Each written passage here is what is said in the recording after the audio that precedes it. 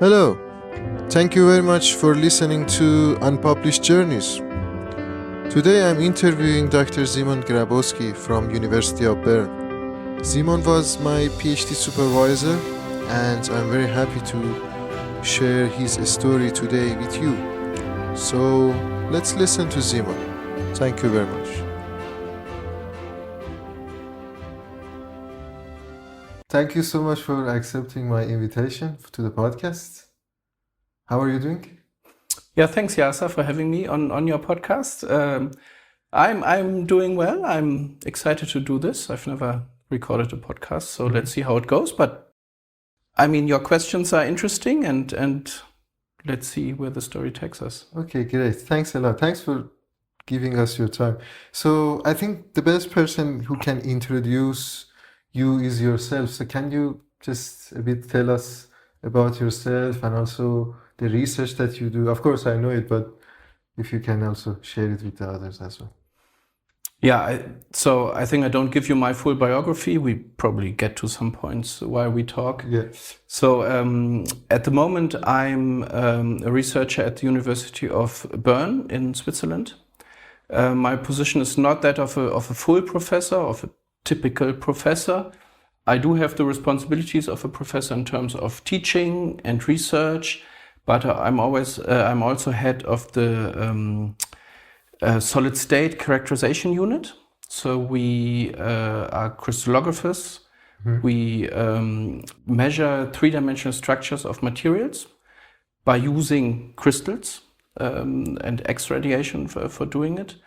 So yeah, I'm researching in that field, and I'm also running a service in that field for other groups who want to know what is the structure of my molecule. Mm-hmm. What is it that we synthesized in the lab? Fantastic. Thanks a lot. So let's start then. If you want to, tell us about the beginning of your journey or the path that you are in at the moment.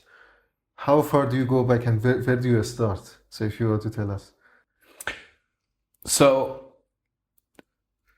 in school, I was generally interested in all the different topics. So I could have imagined to study language or archaeology or literature or something like that, or philosophy. I was quite interested in philosophy. The thing that pushed me towards studying chemistry, natural sciences, and then chemistry really was the teachers that I had. I had a very good chemistry teacher for 4 or 5 years, and she inspired this interest in chemistry, the knowledge behind chemistry, not the lab work. I'm not someone who enjoys the hands-on lab work with solvents and with chemicals. Yeah. But the knowledge behind how things are bonded, how things are kept together, what is the forces that keep things in shape or form one material over another. And that started with a good chemistry teacher in school. And then from there I decided to study chemistry. And this one was in your high school or high school, yeah, gymnasium, Germany gymnasium. Mm-hmm. From the 7th year to we had 13 years of school, and I had her, Miss Wunderlich, that's her name. I had her all the way through, so that was my inspiration for studying specifically chemistry. You would say she had a huge impact on your path that you want to choose, right? Yeah, she had a huge impact because, things are, I think whenever you study something deeply, and I mean now just reading a book about something or having to learn about a certain technique because you might want to apply it or so, it's always getting interesting, whatever you study, when you really focus on it and get into it. But I needed something where I saw a bigger picture and, how, and I don't mean the job market, I mean the knowledge behind it. Mm-hmm. And that was chemistry, that was to school. Yeah, I understand. Because, I myself, I have been in your classes and you have been also my teacher beside the supervisor. Do you think, for example, you are teaching chemistry like your high school teacher? I mean, I don't know how she would teach. Of course, I've never been in her classes, but can you say you also inspired by the way that she teach and you try to use that in your classes or your teaching? I think the way is different because with her, there was personal relationship over several years, and the classes were small. I mean, maybe in year 7 or 8, 20, 25 pupils, and then later on 10 to 12. And that for, basically every day or three times a week, which is a completely different thing than a class of, 20 students that you meet once a week for one semester. Mm-hmm. So what really was important for me was this personal connection and this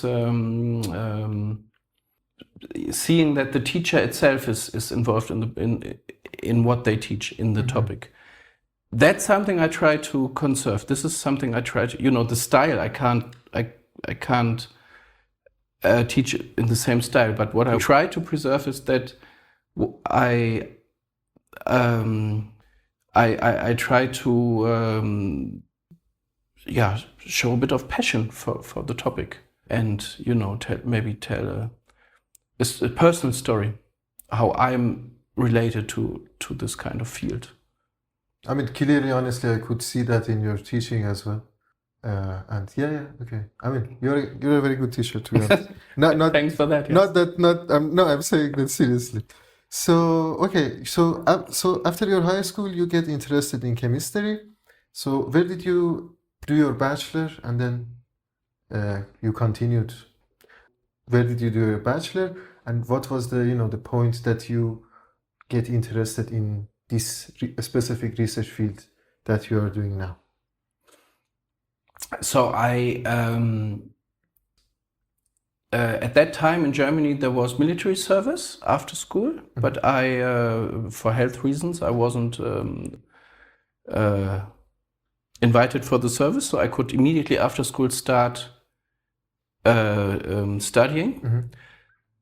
And I was 18, so it was, I think sometimes it might have been better if I had a break and a different perspective than studying directly a month after school finished. But then I did my diploma. There was no bachelor's at that time in Berlin at the Free University of Berlin. There are 3 major universities in Berlin, and then there's one in Potsdam, which is basically same distance to the others. So I decided for that university because I really had a look at the chemistry curriculum, spoke to people, and had a good feeling about the people I talked to when we. So you went there in person? We went there in person, mm-hmm. and really talked to students as well, and that I think is a good idea. So we had, it was a diploma in chemistry, which took 5 years, I think, 2001 to 2005, 2006, yeah. And finally, during the studies, whenever I got into contact with crystallography and crystal structures, I found it really boring. Because it's, when you interpret lists of bond distances and angles, there is nothing exciting about this. It's data and just numbers. It's just numbers. The interesting thing is when you interpret the chemistry based on these numbers. And the way I perceived crystal structures during my studies was it was mandatory to have a list of bond distances at the end of the paper, and that has, without meaning, basically. So then I was fascinated when I learned about the fact that the measurements you do with X radiation on crystals actually don't just give you atom positions, they give you the electrons. They allow you to make electrons visible, and electrons are related to the bonding, what keeps things together. And that I found interesting. So I got hooked there, and again with a very good teacher. So the classes, Peter Luger, who then was my PhD supervisor, the classes were small, and he, what I liked with him, that he really explained things very carefully and from the beginning, and including the maths and the physics, which is something other professors seem to avoid sometimes. And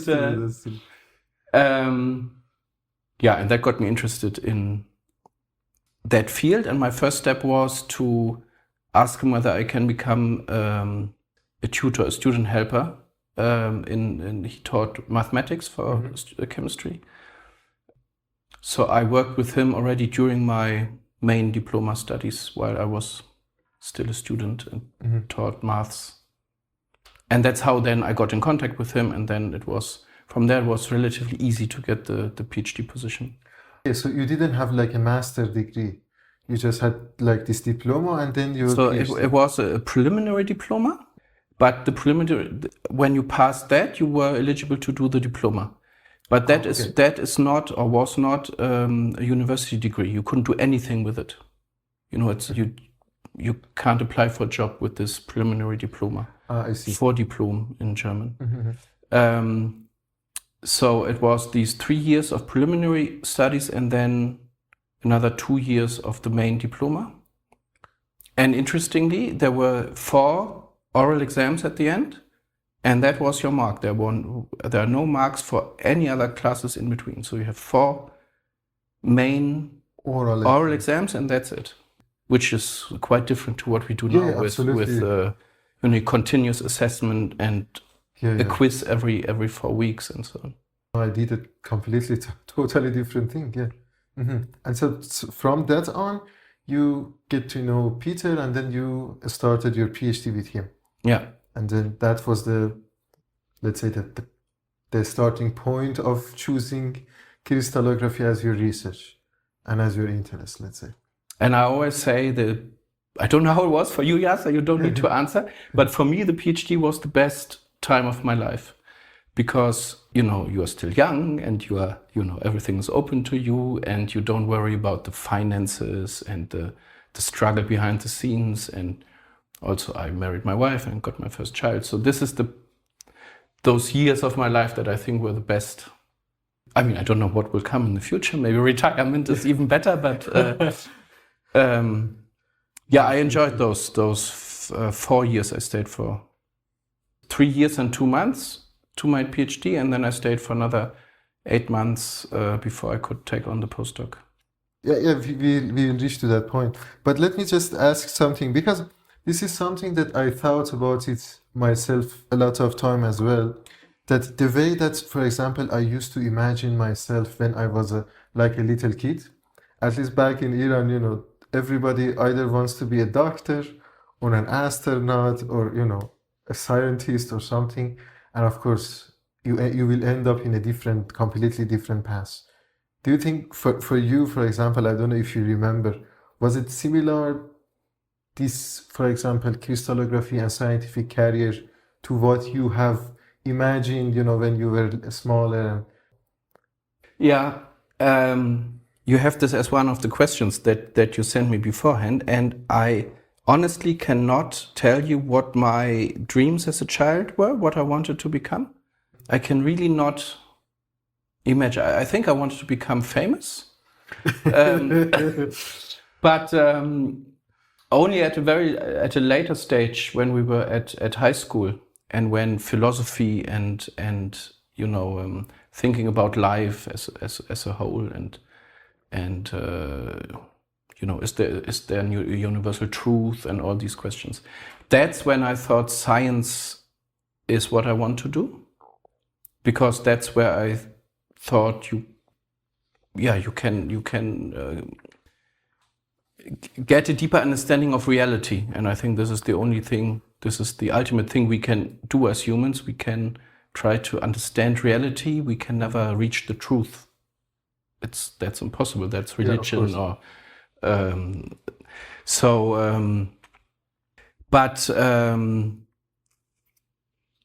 I can't answer the question what my ideas were as a child. Yes, yes, yeah, no, that's okay. That's okay. Because sometimes I compare myself to that. I said, not very close actually, at least for myself. But that's okay. So which year did you finish your PhD? 2010, February 2010. 2010. Okay. And then at that time, did you know that, for example, yes, I want to be in academia, I have made my mind, or no, you were like, thinking that, okay, maybe moving to industry, or even, I don't know, moving to education to be like a teacher, I don't know.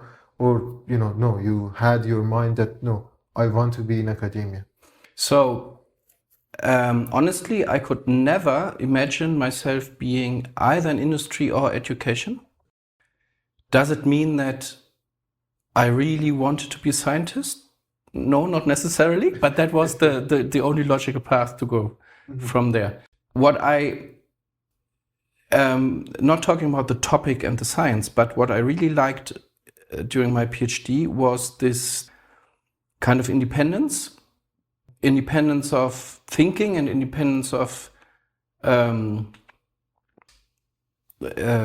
should I express it? So I was working in a field and there were certain tools available. I don't mean, a hammer and a, but computer programs and a certain direction. But then the scientific question to ask within that environment was completely open. So I talked to a different professor from inorganic chemistry. He gave me ideas, and then I could carry this back towards my PhD supervisor and say, this would be interesting to look at. And then I was free to do it. And this is not because you want to do whatever you want, but it's to derive your own questions that you follow, and that then once you publish them and you show them at conferences, it is a significant thing and it's something interesting for other people as well. But it's this freedom to choose your own direction, what you find interesting and what you want to look into. Yeah, I see. And that's what kept me in science, I think. True. So you feel that, for example, in industry, you will not have that flexibility or independence or kind of freedom. Yeah, now look, I've never tried it. And now sometimes I think maybe I should have. But then again, this is maybe something we discuss later. If you don't have this very straight career path, if you have a year in industry, then you have a year there, your chances of getting a permanent position in academia are getting slim. So I always thought, let's try this path and see where it leads. And then, now I'm here and I have never had the experience of working in industry, not even in an internship or doing anything else than what I did. Okay. And sometimes I regret it, I must say. So you had like an internship experience, or see how it would be in industry.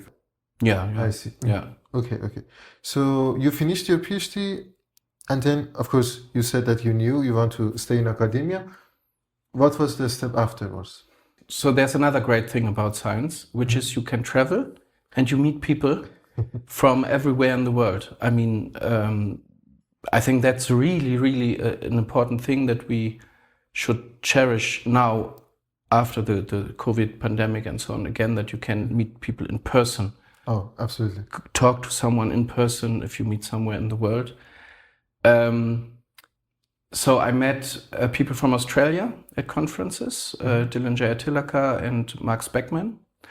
And I was interested in their direction, but I was interested in different directions as well. But then talking to them, meeting them in real life, having a beer with them, that gave me the idea, let's try to do a postdoc with those people.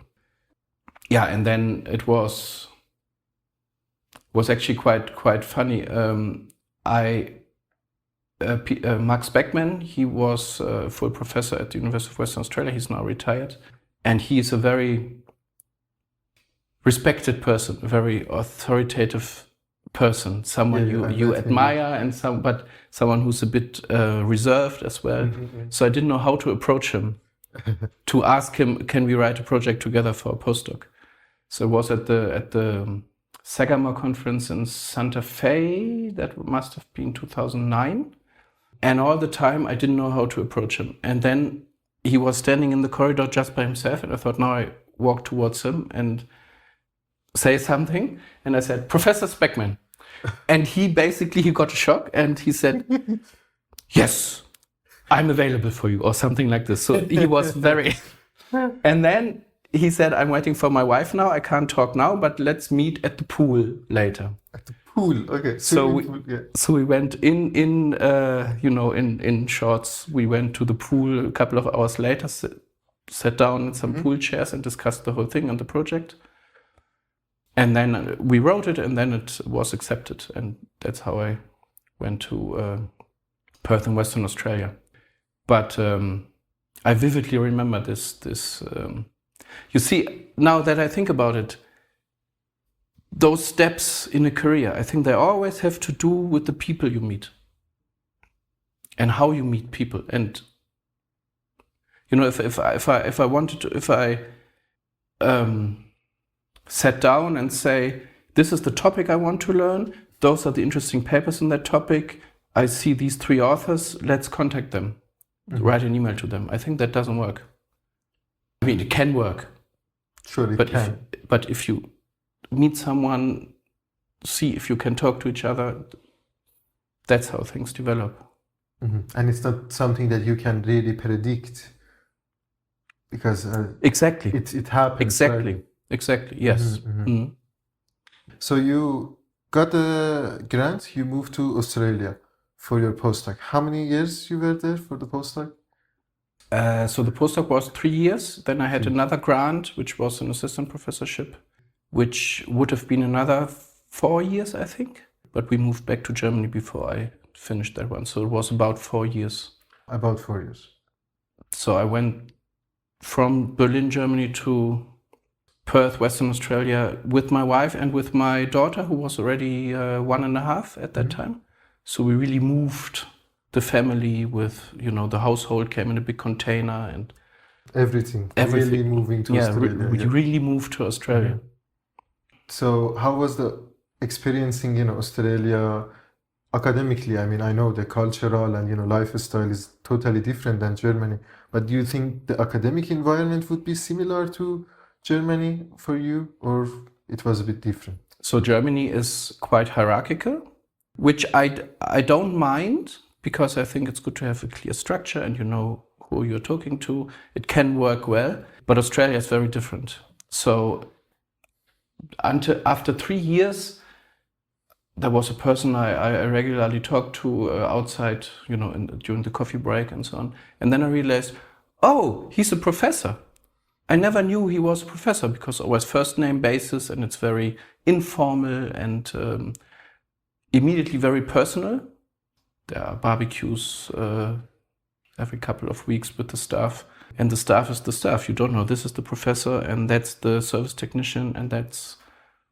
So this kind of, I don't want to say loss of hierarchical structure, but this much more informal way of working with each other, that's the biggest difference. Sometimes to me as a German, in the first couple of years, maybe it was a bit like they could organize things better. I can comment on that. Yes, that's true. And whenever you try to push something in the right direction by trying to be well organized, they don't like. They don't like it. Yeah. But that's fine. I mean, I learned a lot, and I made good friends. I mean, I'm still good friends with Mark Speckman and Dylan. We visit each other, so that was a very good experience. It's a very good experience. So instead of staying in Australia after kind of finishing your postdoc, you decided to go back to Germany. And where did you go back? Which university? What was your position? And still your research was focused on crystallography. My research was all the time, starting from my PhD, crystallography, but always crystallography as a tool Of course. to look at chemical bonding and understand properties of molecules in the solid state. So I'm not, I hope nobody listens to this who will be offended, but I was never interested in the crystallography as such. Yeah, always as a vehicle to find out about chemical properties. Exactly. You used it as a tool to answer your scientific questions. So I, after the postdoc, or at the end of the third year, I wrote 2 major proposals. One, to stay in Australia and get another 4-year position there at the next level, which would be research assistant professor. And a very similar one I wrote for the German system, for the German Research Council, to get a junior group leader position for 5 years, better funding and PhD students. And the problem was, both were approved, and then I had to make a decision what to do. And in the end, I decided to take on the German one because it was more prestigious. You got more money. You had the chance to really have a group. In Australia, you don't have a group as such. The funding system is a bit different. So I had a group with 3 PhD students and a postdoc. So a really good seed funding for starting a career. But the Australian one was quite, that would have been the step into the Australian system. And now, a few years after, Max Beckmann told me we would have hired you permanently after that grant. So that was maybe the most important decision that we took as a family, staying in Australia or going back to Germany. Yeah. And if you ask my wife, she still regrets the decision, and I sometimes regret the decision as well. Then there were things going on at the University of Western Australia which were really not good developments during COVID. So, for the academic career and a good position, it was better to come back to Europe. But yeah, that was a big life decision. I understand. No, I mean, honestly. And we had our son was born there, so in Australia. So then we had 2 children. And yeah, I mean, honestly, COVID was a huge hit, I guess, in Australian universities and academia. I mean, a lot of professors, they lost their jobs, funding get cut. I was about to go there actually for my PhD. I remember that. Yeah, you would have got that position if they hadn't cut the funding. Yes. Yeah. I would go there, either in Tasmania or in Perth. So it was like a huge impact. I guess in Germany at least, or in Europe generally, it has less impact on the. So you came back to Germany and. Yeah, but COVID hit us when we were already in Switzerland. So right, that was 2019, 2020. I was already here.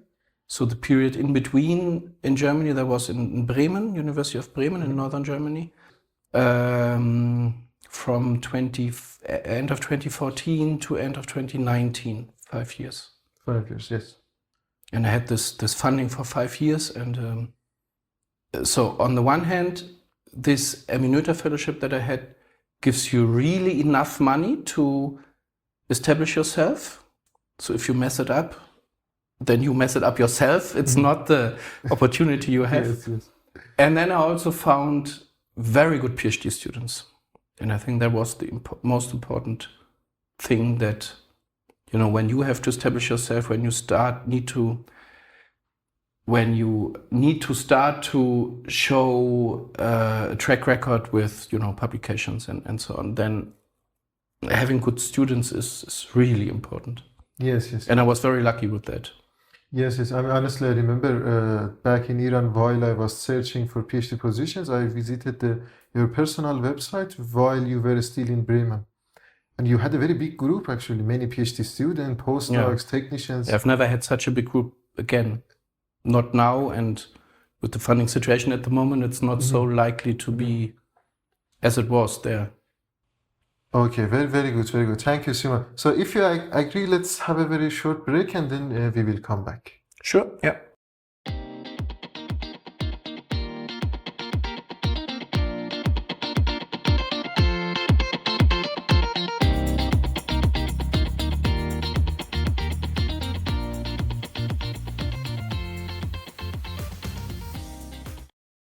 What happened to that position? So you said it was 5 years, it finished, and then was there any possibility to, how do you say, extend it, or you decided, no, I don't want to stay? No, there was no chance to get a tenure track option on such a position. And I think this is one of the big problems, and this is where my career could have gone in a completely different direction. That there were so many, at that time, there were so many junior group leaders and so much funding in junior people, in junior professors, and also all these fellowships, that there was no money left for permanent positions. Oh, okay. So I criticized that the system was such that to show that you do something for academia and for people, they always funded junior group positions without a perspective. So there were many positions there at the university, and I was, for some time, I was elected as the spokesperson for the group of junior research group leaders at the University of Bremen. There were maybe 25 or so, and none of them had a tenure track option. Okay. And then there was a central scheme by the federal government in Germany that it was called the 1,000 Professorship Program. So they created 1,000 new professorships, junior professorships. But to get this funding for this professorship, the university had to commit to a permanent position afterwards. So they decided to basically cancel all of our jobs after the first period of funding, because the positions they would have had available for tenure track for us, they went into this other scheme to be able to get the money. And that is when I went to Switzerland, because the German government gave me, I don't know, 1.5 million euros for my education and education of the PhD students, but without any option for a tenure track. I mean, to be honest, I found it now that you said the story, I mean, it's like, doesn't make sense, to be honest, that, they invest a lot. Yeah. Because I also exactly remember you really had a big group and a lot of publication, a lot of good research, and then suddenly after 5 years they say, okay, now you need to go. I mean, it doesn't make sense. Why do you invest a lot on someone that, build a group, make a good science, and then you literally, say we cannot, afford anymore, then go somewhere else, Yeah, and it's not so that the market, it becomes very narrow after this junior professorship period. There are only then the open positions on the market where professors retire. But there is a huge number of very highly qualified junior group leaders, and it's impossible to just push them to the professorship level simply because of the numbers of people looking for jobs. So I think that was especially bad before 2020 in the German system. So that 5 years finished in Germany, in Bremen, and then you moved to Bern University in Switzerland. Now with 3 children. With 3 children. And so how was, let's say, the academia in Switzerland, your experience so far, compared to Germany and Australia, if you want to say? So the reason why I took this position here at the University of Bern was that it's a very unique combination of a research possibility, a research perspective, plus good equipment and being responsible for major infrastructure. So here we have these 3 major single crystal diffractometers and an electron microscope and so on. So you're at the source of the infrastructure, and you do the service for the university on these machines, but you also have the freedom to do research in that field. And that is a unique combination that even in Switzerland, I don't know if anywhere else you have this dual responsibility. It's something that's threatened right now at the moment here in Bern. But that's why I took this position, and that's why I think this is a very good position, although it's not a full professorship. Okay, thanks for sharing your story. One part, actually, now that we know kind of career path that you came until your high school, you said about all of the things that until the day that you are now.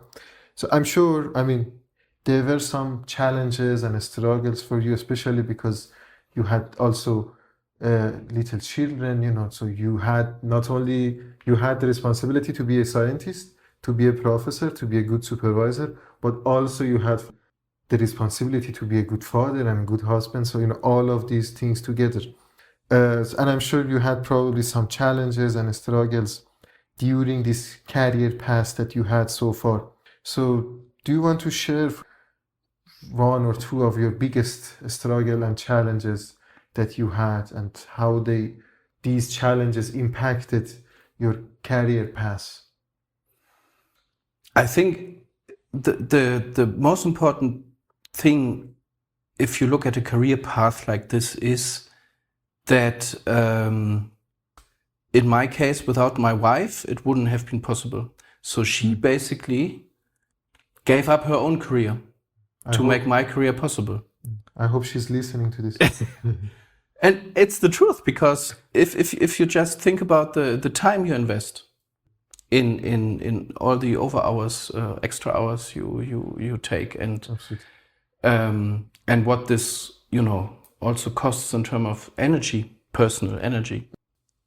I would claim now, but maybe other people can correct me, that it's nearly impossible to have 2 careers like that plus 3 children, and you do everything to the level that these things deserve.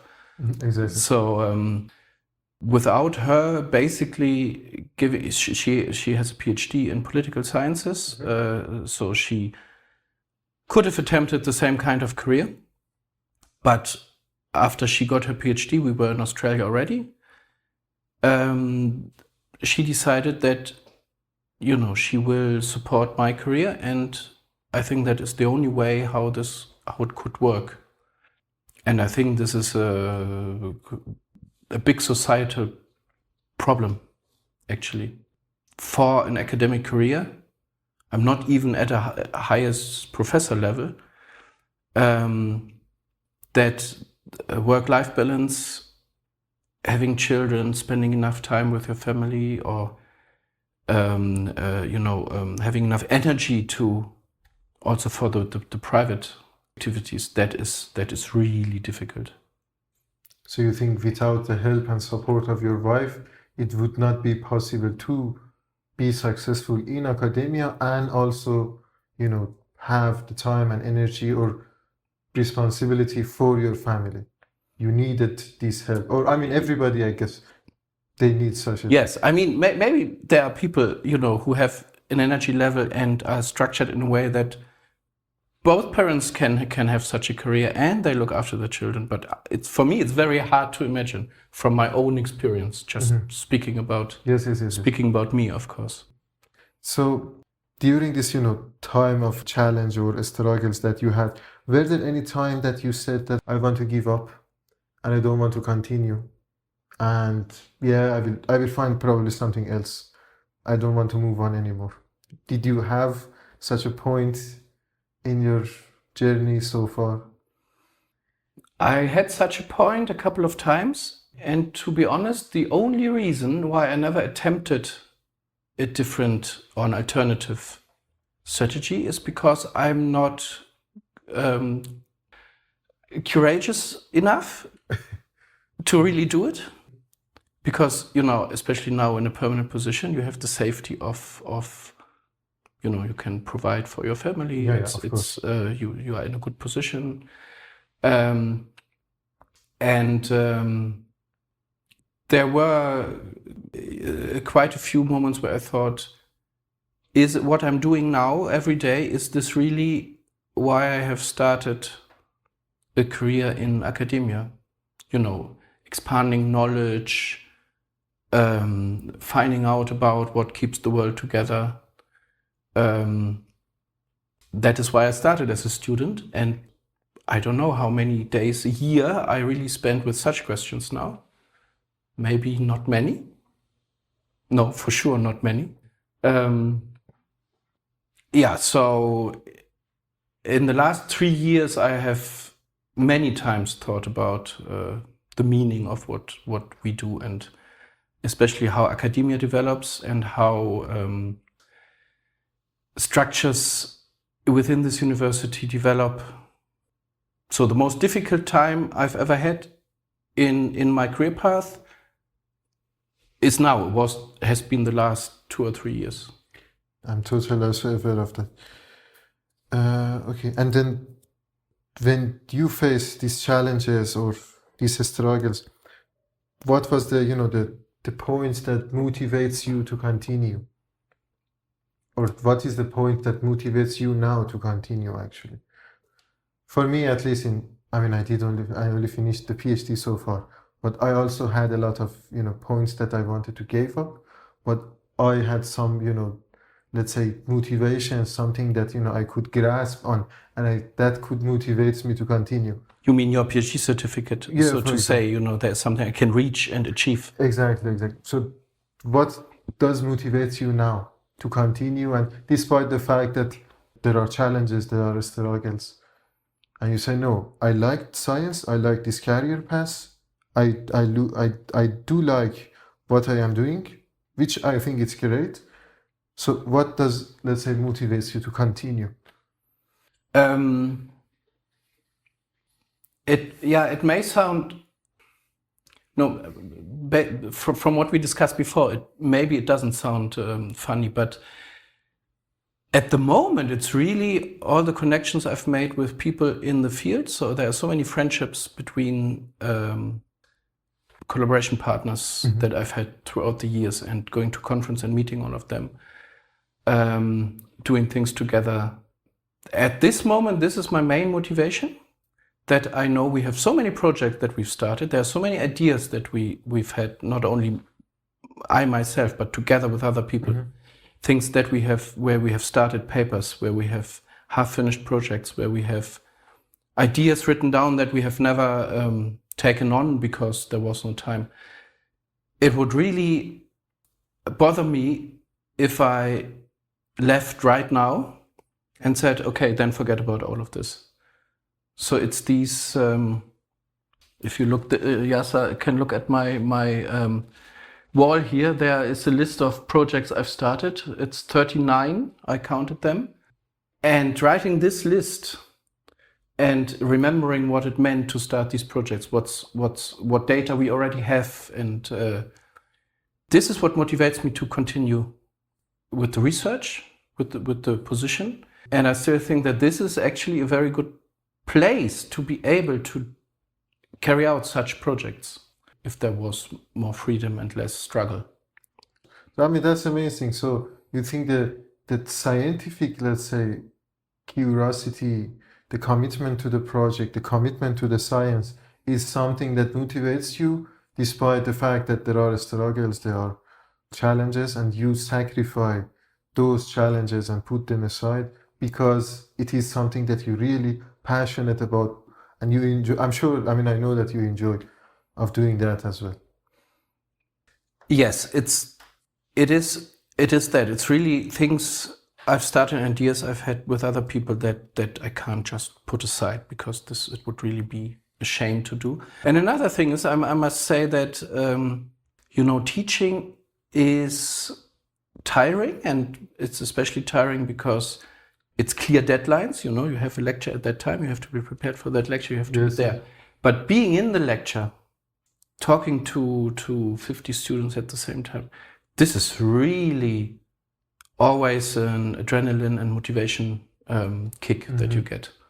I really like that situation at conferences as well, if there's a large audience, but also teaching students, and you are in this, it's hard to describe. I think there is rarely any other activity where your mind is completely 100% at one thing. Maybe you reach it during sports after a long time, or also, but if you're in a teaching situation or in a lecture situation, you are fully in that situation. You don't have a thought about, did I forget to buy something for dinner? So it's not possible in that. Yeah. And that is really freeing my mind. I like that. I like that a lot.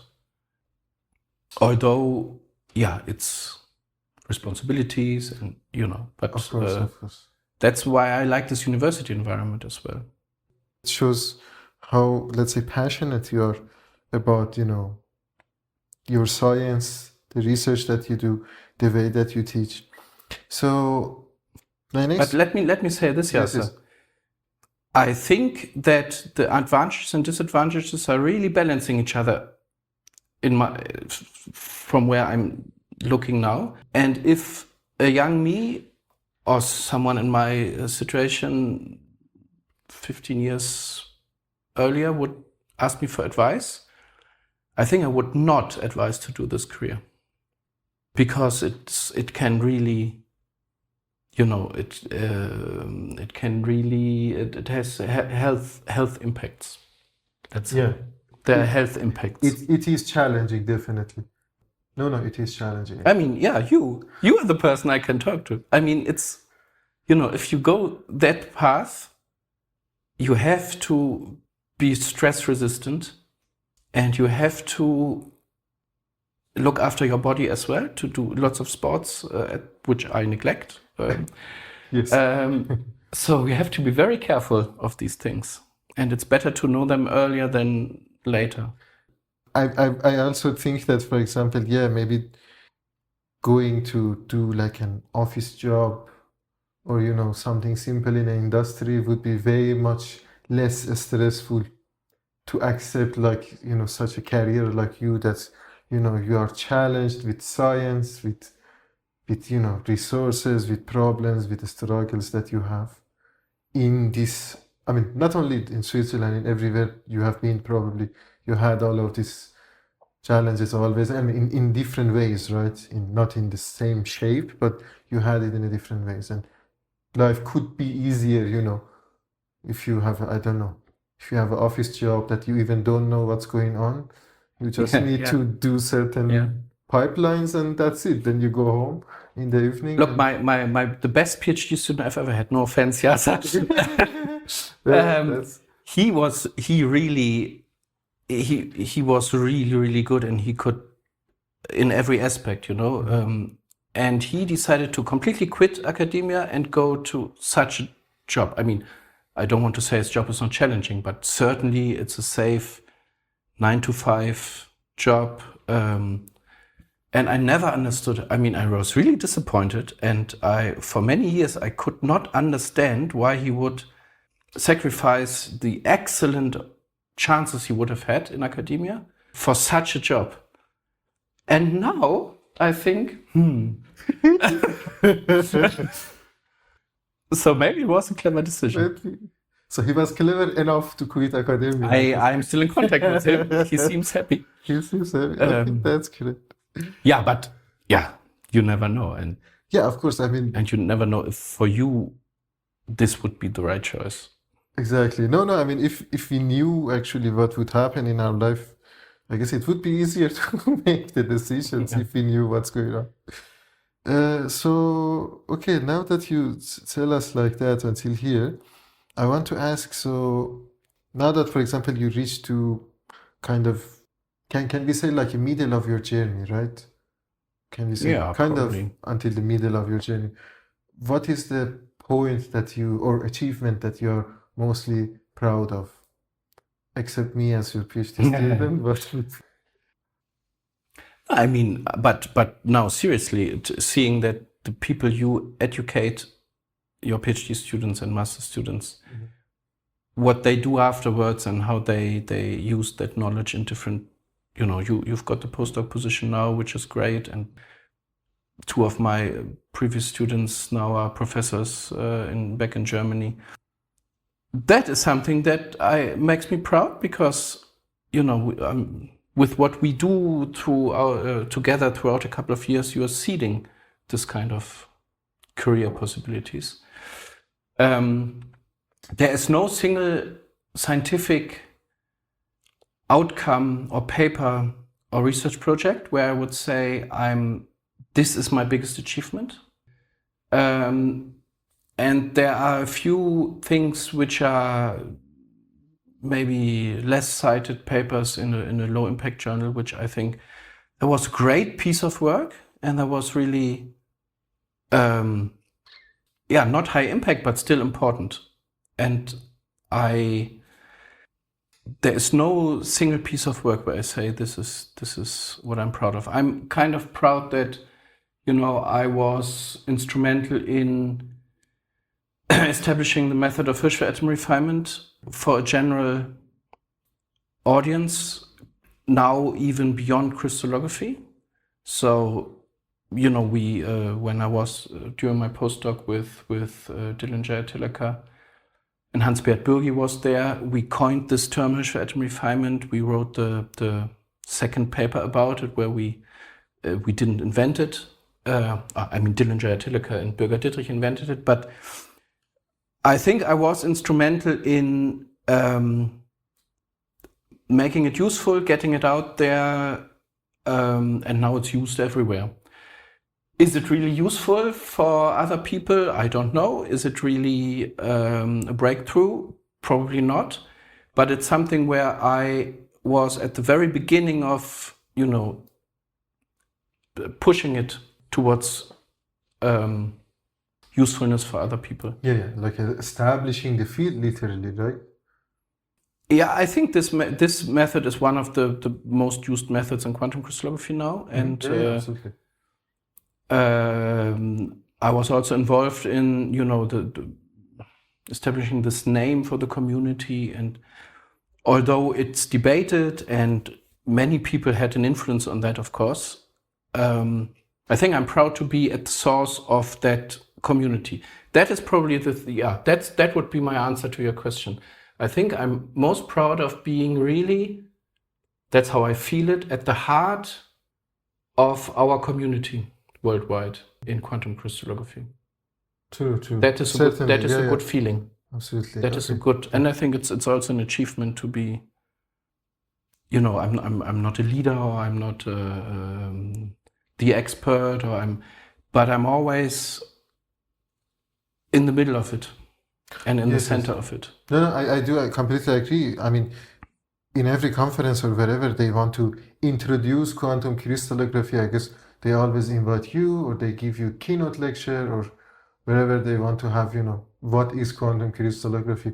I saw, for example, in Australia, they ask you that, okay, as a keynote lecture, tell us what is quantum crystallography and what you do. This shows actually, as you say, you are not a leader or something, but I didn't invent it. I didn't invent the methods. There are other people, and I can list many names, which are probably not, the list cannot be exhaustive, but Dillinger Tilaka, Piromaki, people like that who are really at the source. But yes, I'm always there as well, and also being in commissions where it can be boring work, but where you are now president of the Swiss Society for Crystallography. It's not, it's not the leadership role that I think is important. It's being at the heart of the things that are happening in our community. In Switzerland, for the Swiss Society of Crystallography, and worldwide for the quantum crystallography. I think that is something I'm proud of, yeah. That's great. Thanks for pushing me towards that. I've never thought about what... No, I mean, honestly, I saw, in Australia, they said, okay, keynote lecture, quantum crystallography. What is quantum crystallography? Okay, let's ask Simon, and then he will tell us actually what is it. And it's clearly show that you are in the heart of the research field, you know. And I admit also to you, nobody's listening, that giving that keynote lecture there was one of these best moments of my life, because what I said earlier about teaching and lectures, I thought I was fully in the moment and could engage with the audience. Yeah, I enjoyed it from my side more than anything else, to be, to live in these moments. I was sick, and afterwards I went to bed and I didn't come to the conference for 2 days. I missed your talk. Yes, I remember. But during these 45 minutes, I was fully there in the room, which that was a really good experience. Fantastic. Thank you, Simon. So let me wrap up, and before finishing, I want to ask you, maybe like a controversial question. Is that, for me also, sometimes I listen to other journeys and stories, and people, they say, like you, they tell us the story. Okay, I've done this, and then I went to this university, to this industry, or this is the way that I developed myself. Do you think chance or luck, or for example, if instead of Germany you've been born in a third world country, do you think still you could have this, or no, that was a huge impact on your, let's say, journey, born in a different country or being a citizen of a different country?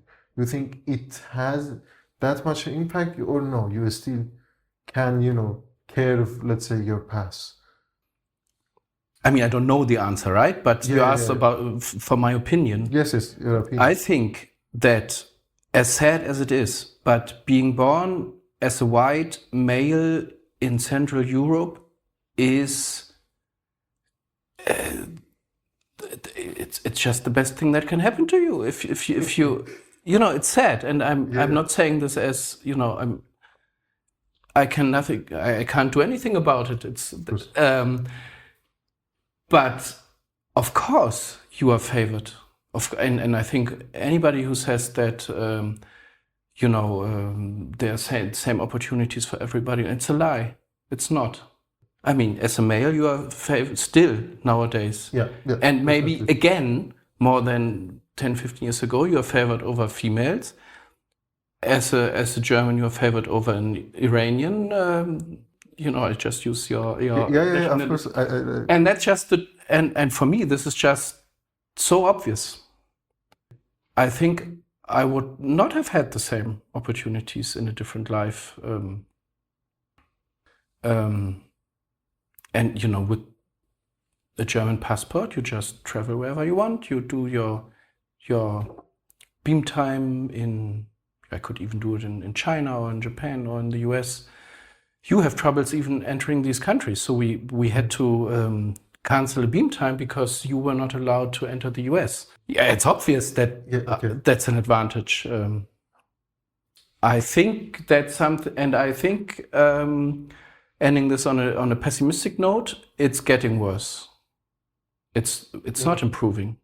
I mean, which is unfortunate. The opportunities for minorities, for people from countries with lots of restrictions, it's getting worse. It's getting worse nearly everywhere, and I'm not overly optimistic that we will get back on track in a short amount of time.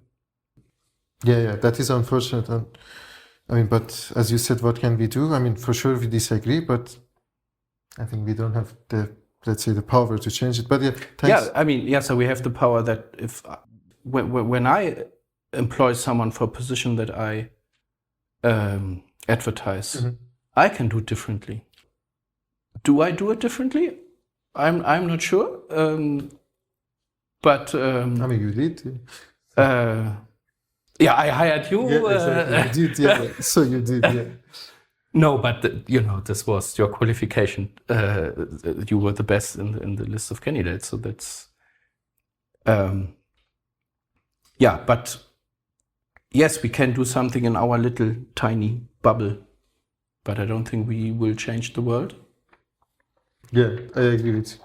Do you have a happy question for the end? Happy question. Yeah. I want to actually, because, if you want to advise or give like a, note to someone who is listening now and they are in a stage, maybe they are in bachelor, master, maybe end of PhD, and they want to, select their journey, for example, if I want to go this way, that way, do you have any advice that you can give to people who are listening to us?